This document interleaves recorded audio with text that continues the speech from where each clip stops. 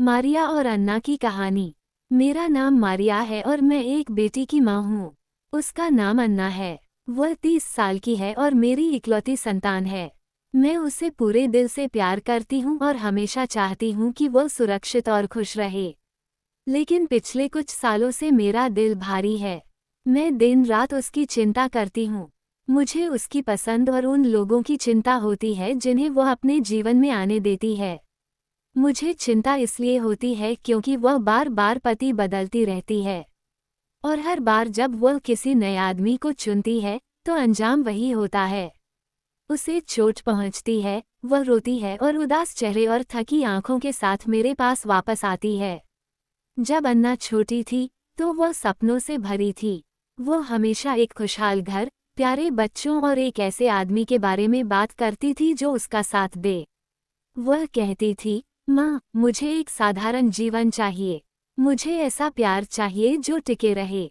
मैंने उसकी बात पर विश्वास किया। मुझे विश्वास था कि उसे एक अच्छा आदमी मिलेगा, कोई ईमानदार और शांत, जो उसकी वैसे ही देखभाल करे जैसे वह दूसरों की करती थी।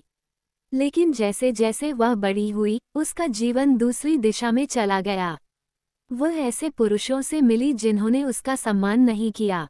उसने उन पर बहुत जल्दी भरोसा कर लिया। उसने उन्हें बहुत जल्दी चुन लिया। फिर उसने अपना जीवन बिखेर दिया और किसी नए व्यक्ति के साथ फिर से कोशिश की। उसका पहला पति, पीटर, शुरू में एक दयालु व्यक्ति था। वह हमारे घर फूल लाता था। वह बहुत मुस्कुराता था। वह कड़ी मेहनत करता था और प्यार से बात करता था। लेकिन 1 साल बाद सब कुछ बदल गया। वह ठंडा पड़ गया। वह घर देर से आने लगा। उसने अन्ना से बात करना बंद कर दिया और गर्मियों में भी घर सर्दियों जैसा ठंडा लगने लगा। मैंने कई रातें अन्ना को सोफे पर रोते देखा। उसने शादी को ठीक करने की कोशिश की, लेकिन वह उस आदमी को ठीक नहीं कर सकी जो कोशिश ही नहीं करना चाहता था। 2 साल बाद उसने उसे छोड़ दिया। वह अपने कपड़े एक छोटे बैग में और गालों पर आंसू लेकर मेरे पास घर आ गई। मैंने उसे गले लगाया और कहा कि वह ठीक हो जाएगी। मुझे उम्मीद थी कि वह इस दर्द से सीखेगी, लेकिन उसने नहीं सीखा। केवल 1 साल बाद वह डेविड से मिली। वह पीटर से बहुत अलग था। वह मजाकिया और शोर मचाने वाला था। वह हर समय मजाक करता था। उसे पार्टियां और ध्यान आकर्षित करना पसंद था। मुझे शुरू से ही उसके बारे में अच्छा महसूस नहीं हुआ। एक माँ जानती है जब कुछ ठीक नहीं होता। जब मैंने उसे देखा तो मेरे अंदर कुछ खिंचाव महसूस हुआ। उसकी मुस्कान चौड़ी थी लेकिन उसमें गर्माहट नहीं थी। उसकी आंखें बहुत तेज चलती थीं। उसके शब्द मीठे लगते थे, लेकिन उसके काम मेल नहीं खाते थे। लेकिन अन्ना उसे पसंद करती थी। उसने कहा कि उसने उसे फिर से जवान महसूस कराया। उसने कहा कि उसने उसे हंसाया। उसने कहा कि वह जीवंत महसूस कर रही है। केवल 3 महीनों के बाद उन्होंने शादी कर ली। मैं उसे रोकना चाहती थी, लेकिन उसने कहा, माँ, कृपया मुझ पर भरोसा करो। मैं जानती हूँ कि मैं क्या कर रही हूँ। मैं चुप रही, लेकिन मेरी चिंता मेरे अंदर एक भारी पत्थर की तरह बढ़ती गई। और मैं फिर से सही थी। डेविड ने उसके साथ अच्छा व्यवहार नहीं किया। उसने लापरवाही से पैसे खर्च किए। उसने दूसरी महिलाओं से बात की। वह छोटी छोटी बातों पर अन्ना से बहस करता था। उसने उसे छोटा महसूस कराया। गुस्से में वह चिल्लाता था। वह दरवाजे पटकता था। घर शोर और डर से भरा रहता था। अन्ना 2 साल तक रुकी, फिर उसने फिर से छोड़ दिया। वह एक रात लाल चेहरे और कमजोर आवाज के साथ मेरे घर वापस आई। माँ, मैंने गलती कर दी, उसने कहा। मैंने उसे गले लगाया और चाहा कि वह आखिरकार इस तरह के पुरुषों को चुनना बंद कर दे। लेकिन फिर पिछले साल वह एक और आदमी से मिली। उसका नाम मार्क है। वह उसका तीसरा पति है और वह पहले से ही उसके जीवन में दर्द ला रहा है। वह शांत दिखता है लेकिन वह मिलनसार नहीं है। वह खुशी से नहीं मुस्कुराता। वह कुछ छिपाने के लिए मुस्कुराता है। मैंने पहले दिन से ही ये देख लिया था। वह हमारे घर आया और उसने मेरी आंखों में नहीं देखा। वह तभी बोला जब अन्ना ने उसे बोलने के लिए कहा। उसने उसका हाथ ऐसे पकड़ा जैसे वह उसे छोड़ना चाहता हो। जब वे उस दिन गए तो मैंने अन्ना से कहा, मेरी प्यारी, कृपया इस आदमी से सावधान रहना। वो केवल हंसी और बोली, माँ, आप बहुत चिंता करती हैं। माँ एक अच्छा आदमी है। वह शांत है, ठंडा नहीं। लेकिन अब मुझे पता है कि मैं फिर से सही थी। माँ एक अच्छा आदमी नहीं है। वह डेविड की तरह चिल्लाता नहीं है और पीटर की तरह झूठ नहीं बोलता, लेकिन उसमें एक अलग तरह का ठंडापन है, एक ऐसा ठंडापन जो हड्डियों तक गहरा बैठ जाता है। वह अन्ना से प्यार से बात नहीं करता। जब वह बोलती है तो वह उसे नज़रअंदाज कर देता है। वह उसे तब भी अकेला महसूस कराता है जब वह उसके बगल में बैठा होता है। वह चुपचाप रात का खाना खाता है। वह बिना अलविदा कहे घर से चला जाता है। जब वह रोती है तो वह उसे ऐसे देखता है जैसे वह एक समस्या हो, इंसान नहीं। उसकी चुप्पी एक बंद दरवाजे की तरह भारी है जिसे वह खोल नहीं सकती। पिछले हफ्ते अन्ना मेरे घर आई थी। वह थकी हुई लग रही थी। उसकी आंखें काली थीं और उसके हाथ कांप रहे थे। उसने मुस्कुराने की कोशिश की, लेकिन उसकी मुस्कान उसकी आंखों तक नहीं पहुंची। वह मेज पर बैठ गई और मैंने उसके लिए चाय बनाई। जब उसने कप पकड़ा तो उसकी उंगलियां कांप रही थीं। मैं उसके पास बैठी और धीरे से पूछा, मेरे प्यार, क्या बात है? उसने चाय की ओर नीचे देखा और फुसफुसाते हुए कहा, माँ, मार्क मुझे पसंद नहीं करता। मेरा दिल थोड़ा टूट गया। मैंने पूछा, तुम ऐसा क्यों कहती हो? उसने धीरे से सांस ली और कहा, वह मुझसे बात नहीं करता। वह दूसरे कमरे में सोता है। वह घर देर से आता है और जल्दी निकल जाता है। जब मैं उससे पूछती हूँ कि क्या कुछ गलत है, तो वह कहता है कि मैं बहुत ज़्यादा बात करती हूँ। वह कहता है कि मैं बहुत शिकायत करती हूँ। वह कहता है कि मैं जीवन को भारी बना देती हूँ। जब उसने ये कहा तो मुझे अपने सीने में दर्द महसूस हुआ। मेरी बेटी कोमल है। वह प्यार करने वाली है। वह अच्छा बनना चाहती है। वह चीज़ों को ठीक करने की कोशिश करती है।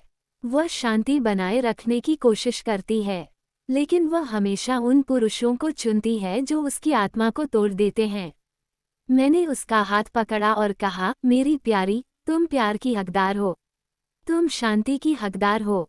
एक घर सुरक्षित महसूस होना चाहिए, ठंडा नहीं। वह चुपचाप रोने लगी। माँ, मैं हमेशा गलत आदमी ही क्यों चुनती हूँ? मुझे नहीं पता था कि क्या कहूँ।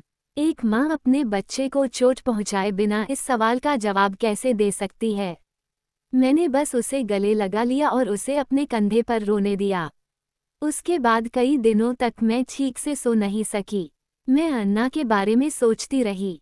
मैं उसके अतीत और उसके वर्तमान के बारे में सोचती रही। मैं उसके भविष्य के बारे में सोचती रही। मुझे डर है कि उसका कभी कोई स्थिर घर नहीं होगा।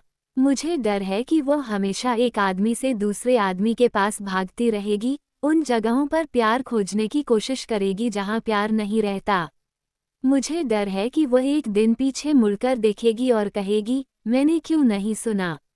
मैंने बेहतर चुनाव क्यों नहीं किया? उसकी माँ के रूप में, मैं उसकी रक्षा करना चाहती हूँ।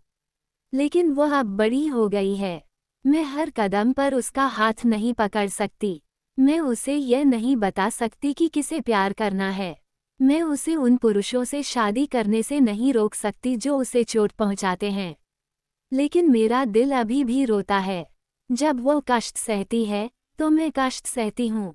जब वो गिरती है, तो मुझे दर्द महसूस होता है। एक माँ का दिल एक नर्म मैदान की तरह होता है जो उसके बच्चे के सभी कदमों को धोता है। जब बच्चा बहुत दूर चला जाता है, तब भी निशान हमेशा के लिए रह जाते हैं। कल रात, मैं अपने बिस्तर पर बैठी और फिर से उससे बात करने के बारे में सोचा। मुझे कोशिश करनी चाहिए। मुझे उसे बताना चाहिए कि वो सन्नाटे और ठंडे कमरों से कहीं ज़्यादा कीमती है। मुझे उसे बताना चाहिए कि अगर वह खुश नहीं है तो वह छोड़ सकती है। मुझे उसे बताना चाहिए कि उसे उस आदमी के साथ रहने की ज़रूरत नहीं है जो उसे देख भी नहीं सकता। लेकिन मुझे डर भी है। मुझे डर है कि वह नहीं सुनेगी। मुझे डर है कि वह सोचेगी कि मैं उसे आंख जज रही हूँ। मुझे डर है कि वह मुझे फिर से दूर धकेल देगी।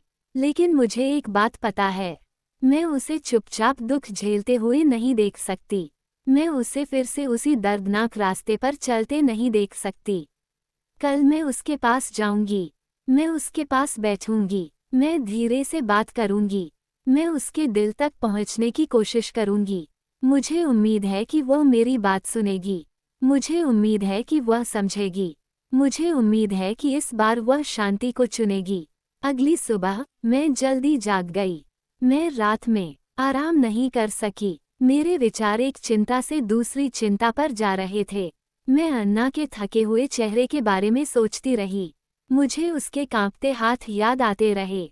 मुझे पता था कि उसे सहारे की जरूरत है, भले ही उसने इसके लिए न कहा हो। इसलिए मैंने एक सरल योजना बनाई। मैं उसके घर जाऊंगी। मैं उसके साथ बैठूंगी। मैं उसकी बात सुनूंगी। मैं धीरे धीरे और सावधानी से बोलूंगी। मैं उसे याद दिलाऊंगी कि उसके पास एक विकल्प है। मैं सुबह करीब 10 बजे उसके घर पहुंची। आसमान धुंधला था और हवा शांत महसूस हो रही थी। जब मैंने दरवाजा खटखटाया तो अन्ना ने धीरे से दरवाजा खोला। वो मुझे देखकर हैरान लग रही थी। उसके बाल नहीं बने थे और उसकी आंखें सूजी हुई थीं जैसे वह फिर से रोई हो। उसने मुस्कुराने की कोशिश की लेकिन वो कमजोर लग रही थी। माँ, आप यहाँ क्यों हैं? उसने धीमी आवाज में पूछा। मैंने धीरे से उसका हाथ छुआ और कहा, मैं तुम्हें देखने आई हूँ। मुझे चिंता महसूस हो रही थी। वो एक तरफ हट गई और मैं अंदर चली गई। घर साफ था लेकिन ठंडा था। अंदर कोई गर्माहट महसूस नहीं हो रही थी। हवा भारी लग रही थी जैसे लंबे समय से वहाँ कोई हंसा न हो। उसने हमारे लिए चाय बनाई और हम रसोई की छोटी मेज पर बैठ गए। एक पल के लिए हम नहीं बोले। मैंने उसका चेहरा देखा। वह थकी हुई लग रही थी, अपनी उम्र से ज्यादा बड़ी। मेरा दिल दहल गया। मेरी प्यारी, मैंने शुरू किया, तुम ठीक नहीं लग रही हो। मुझे बताओ क्या हो रहा है। उसने अपने हाथों को देखा और अपने कप के किनारे से खेलने लगी। कुछ खास नहीं, माँ। ये बस जीवन है। शादी कठिन है। हाँ, मैंने धीरे से कहा। शादी कठिन है, लेकिन इसे तुम्हें हर दिन तोड़ना नहीं चाहिए। उसने अपनी आंखें उठाई और मेरी ओर देखा। मैंने उनमें दर्द देखा, वो दर्द जिसे वह छिपाने की कोशिश कर रही थी। मार्क बुरा आदमी नहीं है, वो फुसफुसाए। वह बस शांत है। वह भावनाओं को आसानी से नहीं दिखाता। शांति ठीक है, मैंने धीरे से जवाब दिया। लेकिन ठंडापन अलग है। ठंडापन चोट पहुंचाता है। ठंडापन आपको अकेला महसूस कराता है। अन्ना ने एक गहरी सांस ली। मुझे नहीं पता कि क्या करना है।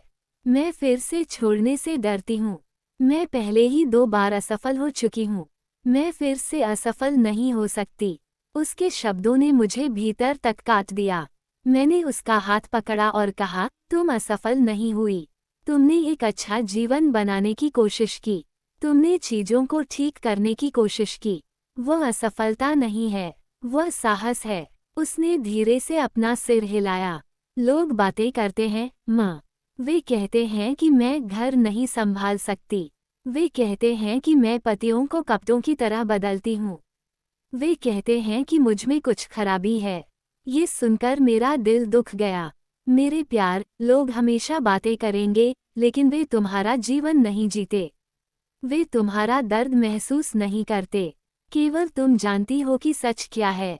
उसने अपने गाल से एक छोटा सा आंसू पोंछा। मार्क कहता है कि मैं बहुत शिकायत करती हूँ। वह कहता है कि मुझे धैर्य रखना चाहिए। वह कहता है कि मैं बहुत ज्यादा उम्मीद करती हूँ। लेकिन तुम क्या महसूस करती हो? मैंने धीरे से पूछा। उसने मेज को घूरा। मैं अकेला महसूस करती हूँ। मुझे लगता है कि मैं महत्वपूर्ण नहीं हूँ। मुझे लगता है कि मेरी आवाज का कोई महत्व नहीं है। इन शब्दों ने मेरे अंदर कुछ तोड़ दिया। कोई भी माँ अपने बच्चे से ऐसा नहीं सुनना चाहती। मैंने एक धीमी सांस ली और कहा, प्यार ऐसा महसूस नहीं होना चाहिए। उसने फिर से मेरी ओर देखा और इस बार उसकी आंखें आंसुओं से भर गईं। उसने उन्हें रोकने की कोशिश की, लेकिन एक आंसू उसके चेहरे पर लुढ़क गया। माँ, वो फुसफुसाए, मुझे डर लग रहा है। मैं करीब आई और उसे अपनी बाहों में भर लिया। उसने अपना सिर मेरे कंधे पर टिका दिया जैसे वह छोटी लड़की होने पर किया करती थी।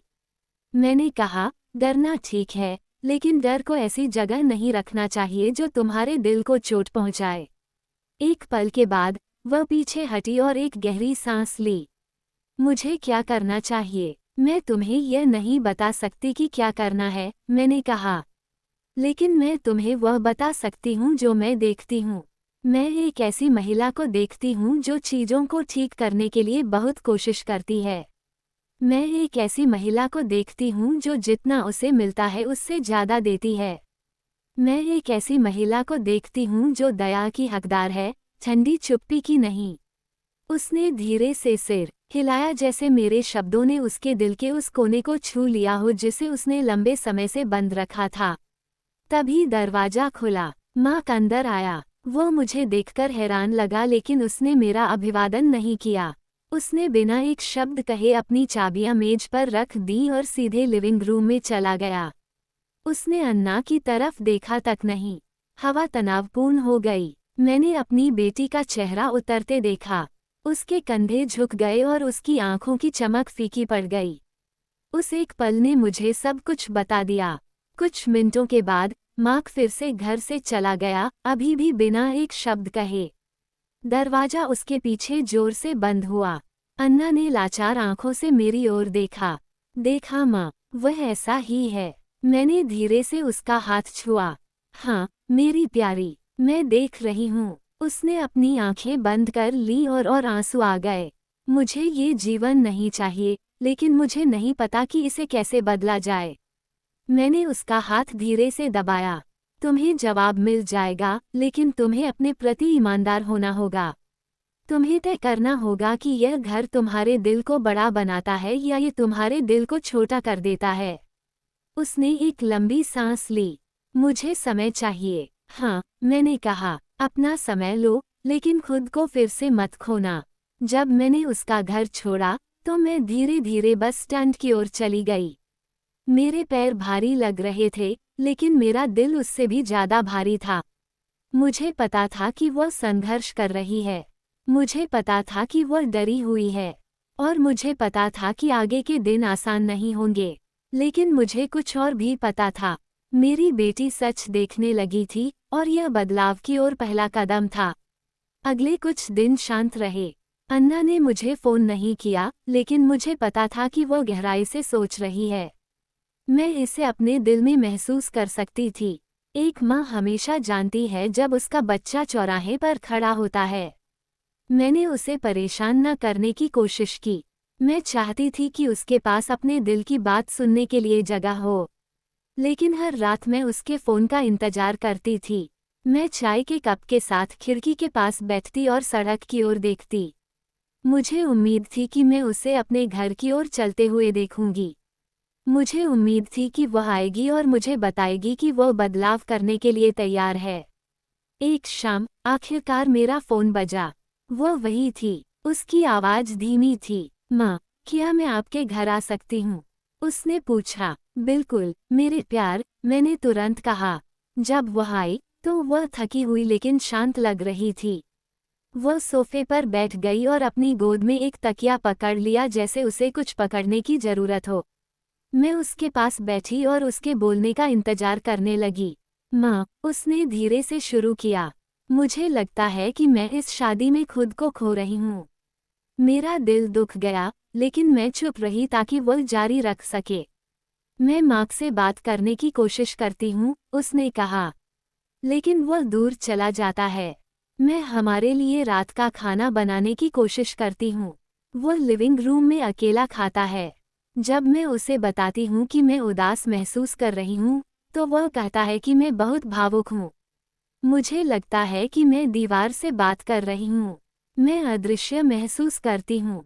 मैंने ध्यान से सुना। हर शब्द उसके दिल टूटने के एक छोटे टुकड़े जैसा लग रहा था। फिर उसने मेरी ओर देखा और पूछा, क्या यह मेरी गलती है? क्या समस्या मैं हूँ? शायद मैं बहुत ज्यादा अपेक्षा करने वाली हूँ। मैंने तुरंत अपना सिर हिलाया। मेरी प्यारी, तुम बहुत ज्यादा नहीं हो। तुम इंसान हो। तुम्हें प्यार चाहिए। तुम्हें गर्माहट चाहिए। इसमें कुछ भी गलत नहीं है। उसने एक गहरी सांस ली। लेकिन मैं हमेशा ऐसे पुरुषों को ही क्यों चुनती हूँ जो मेरी परवाह नहीं करते।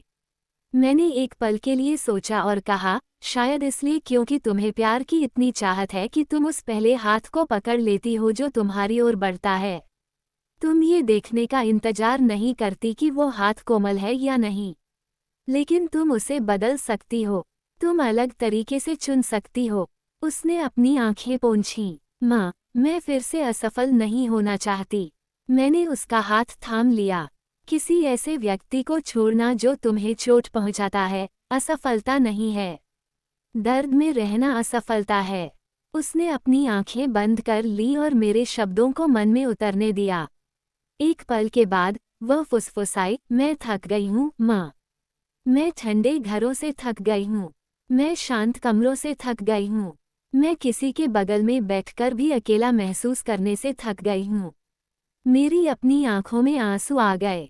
तो शांति चुनो मेरी प्यारी। ऐसा जीवन चुनो जहां तुम खुलकर सांस ले सको। वह मेरे कंधे पर झुक गई, बिल्कुल वैसे ही जैसे वह बचपन में करती थी। उसका शरीर कमजोर महसूस हो रहा था, लेकिन उसका दिल ताकत खोजने की कोशिश कर रहा था। कुछ समय बाद उसने कहा, मैं कुछ समय के लिए घर आना चाहती हूँ। मैं सोचना, सांस लेना और सुरक्षित महसूस करना चाहती हूँ। तुम यहाँ जब तक चाहो रह सकती हो, मैंने उससे कहा। ये घर तुम्हारे लिए हमेशा खुला है। अगले दिन अन्ना ने एक छोटा बैग पैक किया। उसने मार्क से कहा कि उसे कुछ समय अकेले चाहिए। उसने बहस नहीं की। उसने बस सिर हिलाया और वापस अपने फोन में लग गया। उस प्रतिक्रिया ने उसे और भी ज्यादा चोट पहुंचाई, लेकिन इसने उसके फैसले को भी साफ कर दिया।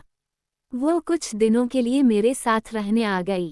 पहले तो वह बहुत सोई। वह थोड़ा रोई। वह धीरे से बोली। मैंने उसे बात करने के लिए मजबूर नहीं किया। मैंने उसके लिए गर्मा गर्म खाना बनाया। मैं शाम को उसके साथ बैठी। कभी कभी हम साथ में पुरानी फिल्में देखते थे। कभी कभी हम बस खामोशी में बैठते थे। उसे किसी भी चीज से ज्यादा शांति की जरूरत थी। एक सुबह वो जल्दी उठी और रसोई में आए जहां मैं चाय बना रही थी। वह शांत दिख रही थी, जैसे उसके कंधों से कोई बोझ उतर गया हो। माँ, उसने कहा, मुझे लगता है कि अब मैं जानती हूँ कि मुझे क्या चाहिए। मैंने चम्मच नीचे रखा और उसकी ओर देखा। मुझे एक साधारण जीवन चाहिए, उसने कहा। मुझे एक ऐसा घर चाहिए जहाँ कोई मुझे देखे। मैं सुरक्षित महसूस करना चाहती हूँ। मैं प्यार महसूस करना चाहती हूँ। और अगर मुझे अभी वह नहीं मिल सकता है, तो मैं तब तक अकेले रहना चाहती हूँ जब तक सही व्यक्ति नहीं मिल जाता। अब मैं और जल्दबाजी नहीं करना चाहती। मैं फिर से गलत आदमी को नहीं चुनना चाहती। मैं धीरे से मुस्कुराई। यह एक समझदारी भरा चुनाव है मेरे प्यार। उसने सिर हिलाया। मैं मार्क से बात करना चाहती हूँ। मैं सब खत्म करना चाहती हूँ। मैं उससे नफरत नहीं करती। मैं बस ठंडी खामोशी में नहीं रहना चाहती। मैंने उसका हाथ पकड़ा। मुझे तुम पर गर्व है। उस दिन बाद में वह मार्क से मिलने गई। मैं घर पर इंतजार कर रही थी। मेरा दिल तेजी से धड़क रहा था। 2 घंटे बाद वह लौटी। वह शांत लग रही थी। सब खत्म हो गया, उसने धीरे से कहा। उसने लड़ाई नहीं की। उसने मुझसे रुकने के लिए नहीं कहा। उसने बस कहा, जो चाहो करो। और मुझे पता था कि मैंने सही चुनाव किया है। मैंने उसे कसकर गले लगा लिया। वह रोई नहीं। वह आज़ाद लग रही थी। उस रात जब हम साथ बैठे थे, उसने कहा, माँ, मेरा घर बनने के लिए धन्यवाद। मेरा साथ न छोड़ने के लिए धन्यवाद। मैंने उसके माथे को चूमा। तुम अब एक बेहतर जीवन बनाओगी, एक एक कदम उठाकर। और कई सालों में पहली बार मैंने उसकी आंखों में सच्ची उम्मीद देखी। उसने आखिरकार खुद को चुना।